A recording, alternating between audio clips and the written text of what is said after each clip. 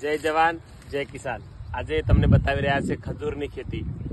Jetta પાળીએ હોય અથવા તો વધારે જમીનો એવા લોકો આવી ખેતી કરી શકતા હોય છે। બહુ સરળ ખેતી છે અને ખરેખર આમાં નર-માદાનું ક્રોસિંગ હોય છે। નર લાવી અને આને ક્રોસિંગ કરવામાં આવે છે અને અથવા તો 10 છોડમાંથી 2-3 નર વાવવા પડે અને 7 માદા વાવવા પડે। આ રીતે ખેતી થતી હોય છે।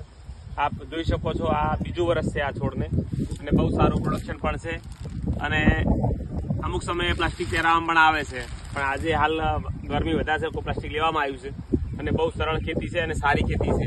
માટે કોઈને પણ જો સારી ખેતી આવી કરવી હોય તો મારો કોન્ટેક્ટ કરજો। જય જવાન જય કિસાન। તમે પણ તમારી આવક બમણી કરો।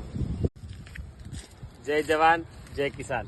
આજે તમને બતાવી રહ્યા છે ખજૂરની ખેતી। જેટા પાળીએ હોય અથવા તો વધારે જમીનો એવા લોકો આવી ખેતી કરી શકતા હોય છે। બહુ સરળ ખેતી છે અને ખરેખર